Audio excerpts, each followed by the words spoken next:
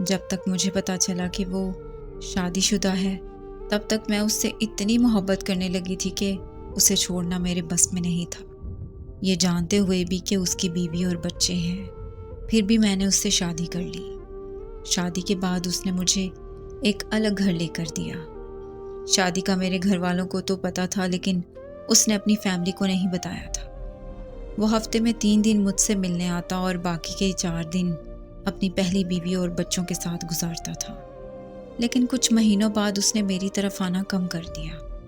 مجھے جو وقت اس سے چاہیے تھا وہ مجھے نہیں مل پا رہا تھا، جس کی وجہ سے ہم میں آپسی جھگڑے چلنے لگے۔ میں اس کے انتظار میں ساری رات روتی رہتی، لیکن اسے ذرا احساس نہیں تھا، بلکہ اس نے مجھ سے ملنا بالکل بند کر دیا، جس کی وجہ سے میں ڈپریشن کی مریضہ بن گئی۔ تب میری زندگی میں ایک لڑکا آیا جو میرا بہت زیادہ احساس کرنے لگا۔ وہ لڑکا مجھے محبت اور وقت دینے لگا۔ میں ڈپریشن سے باہر آنے لگی اور خوش رہنے لگی۔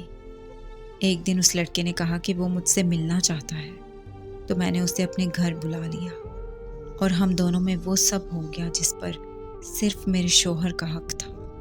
ابھی وہ لڑکا میرے گھر ہی تھا کہ میرا شوہر آ گیا اور اس نے ہمیں ایک ساتھ دیکھ لیا۔ میرے لاکھ معافیاں مانگنے کے باوجود میرے شوہر نے مجھے طلاق دے دی۔ طلاق کے بعد میرے ماں باپ نے بھی مجھے نہیں رکھا، کیونکہ میرے شوہر نے انہیں بھی سب کچھ بتا دیا تھا۔ خودکشی کرنے کی کوشش کی تو ایک آدمی نے بچا لیا اور وہ مجھے اپنے ساتھ لے گیا۔